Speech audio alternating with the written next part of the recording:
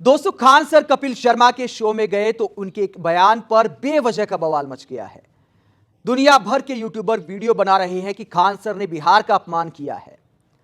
क्या वाकई खान सर ने बिहार का अपमान किया है? पूरा किस्सा मैं आपको सुनाता हूं। खान सर कपिल शर्मा के शो में गए तो उन्होंने कहा कि जिस यूपीएससी की तैयारी के कोर्स के 2.5 लाख रुपए लगते थे वो मैंने 7,500 रुपए में अवेलेबल करा दिया। एक किस्सा उन्होंने सुनाया कि एक गरीब छात्रा मेरे पास आई और कहा कि मेरा शाम का बैच है, आप उसे सुबह का कर दीजिए क्योंकि मुझे शाम को दूसरे के घरों में बर्तन मांजने जाना होता है। और एक और किस्सा सुनाया खान सर ने कि एक लड़का आया और कहा कि मैंने बालू ढोकर ये पैसे कमाए हैं और मैं यूपीएससी की तैयारी करना चाहता हूं, तो फीस लेते हुए मेरे हाथ कांप गए और मैंने वो फीस नहीं ली। अब दुनिया भर के यूट्यूबर और ट्विटर पर लोग भड़ास निकाल रहे हैं कि खुद को मसीहा साबित करने के लिए खान सर ने झूठ बोल दिया। विरोध करने वालों का लॉजिक है कि अगर कोई लड़की यूपीएससी की तैयारी करती है तो उसे दूसरों के घरों में बर्तन मांजने की कोई जरूरत नहीं होती क्योंकि वो ट्यूशन पढ़ा सकती है। दोस्तों, लेकिन क्या वाकई ऐसा है? उन लोगों को क्या पता कि उस लड़की के घर के हालात क्या हैं? और पहला लॉजिक यह भी है कि हर किसी के लिए ट्यूशन अवेलेबल नहीं होता। कई लोग उस मानसिकता के होते हैं कि सामने जैसे हालात है उसी के हिसाब से जीते चले जाते हैं। हो सकता है उस लड़की की मां भी यही काम करती हो और लड़की को भी लगा दिया गया हो। उसके बाद लड़की ने सोचा हो कि मुझे यूपीएससी की तैयारी करनी है, तो जिसको जो काम आसान लगता है, जो काम अवेलेबल होता है, वो करता चला जाता है। आप इस मुद्दे पर खान सर को झूठा नहीं कह सकते। और दूसरा, क्या ये किस्सा सुनाकर खान सर ने बिहार का अपमान किया है?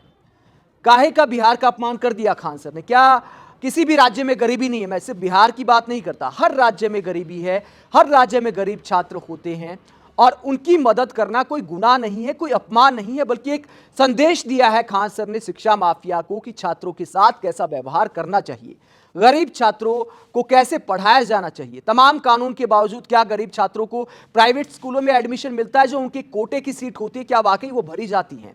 नहीं भरी जाती ना। तो खान सर जैसे लोग अगर गरीब छात्रों को कम पैसे में पढ़ा रहे हैं तो वो एक परिवर्तन लेकर आ रहे हैं और शिक्षा माफिया को गंभीर संदेश दे रहे हैं। जहां तक बिहार के अपमान की बात है, तो किसी भी राज्य का अपमान तब होता है जहां अच्छी सड़कें नहीं होती, रोजगार नहीं होता, बने बनाए पुल कुछ समय में गिर जाते हैं, बेवकूफ टाइप के नेता आपको मूर्ख बनाकर वोट ले जाते हैं और आप वही गरीबी के चक्र में पिसते रहते हैं, आपके लिए अवसर कम होते हैं। वो होता है किसी भी राज्य का अपमान। किसी गरीब छात्र की मदद करना या गरीब छात्र का किस्सा सुनाना अपमान नहीं है। कई लोग कहते हैं कि यार अगर कोई अच्छा काम करता है तो इतना गाना नहीं चाहिए। दोस्तों, अगर गाकर भी कोई अच्छा काम करता है तो आज के दौर में उसे सलाम करना चाहिए। आप सोचिए कि किस तरह शिक्षा का माफिया हो गया इंडिया में। मुखर्जी नगर से लेकर कोटा से लेकर इलाहाबाद तक यूपीएससी की तैयारी के नाम पर, प्रतियोगी परीक्षाओं की तैयारी के नाम पर छात्रों को किस तरह लूटा जाता है।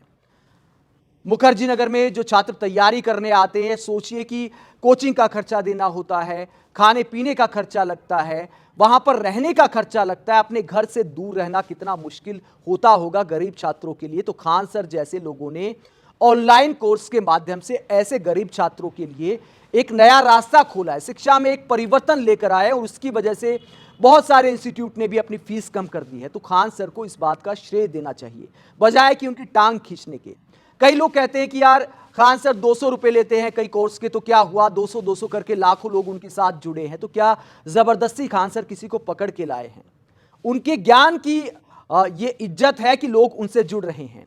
आप ये सोचिए कि छात्रों के लिए क्या कर रहे हैं। खान सर की थाली में कितना घी है ये देखने वाले बस वही हैं जो दूसरों की सफलता से जलते हैं। जो दूसरा कोई आगे बढ़ता है तो उसकी टांग खींचते हैं। तो शर्म आनी चाहिए जो भी लोग खान सर को गाली देते हुए वीडियो बना रहे हैं।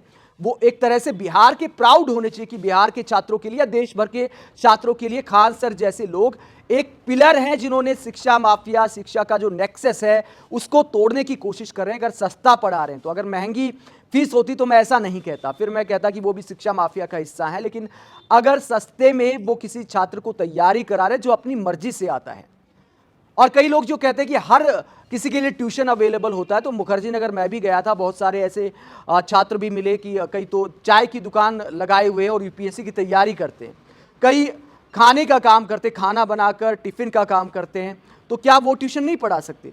हर किसी के लिए हर जगह पर ट्यूशन अवेलेबल नहीं होता।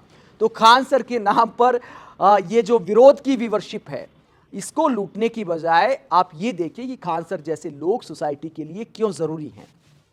दोस्तों, अगर कोई इस दौर में अच्छा काम करके उसको गाता भी है तो भी ऐसे लोगों को उसका साथ देना चाहिए बजाय कि टांग खींचने के। क्योंकि अगर खान सर ऐसा बोलते हैं, कपिल शर्मा के शो में ऐसा बोलते, तो बाकी टीचर्स को भी ऐसा करने की प्रेरणा मिलती है कि यार इतना अच्छा करके अगर खान सर का नाम हो गया, अगर उनके यूट्यूब चैनल पर 19.6 मिलियन लोग जुड़ गए, करीब 2 करोड़ लोग अगर जुड़े हैं बेहद छोटे अरसे में, तो कुछ तो होगा खान सर में। और उसके बावजूद वो अगर घमंड दिखाने की बजाय इंसानियत का पैगाम दे रहे हैं, तो ऐसे टीचर्स को सलाम करना चाहिए बजाय कि गाली देकर उनकी टांग खिंचाई करने के। आप इस पूरे मुद्दे पर क्या सोचते हैं? कमेंट बॉक्स में अपनी राय जरूर दें। आप देखते रिपब्लिक मीडिया। नमस्कार।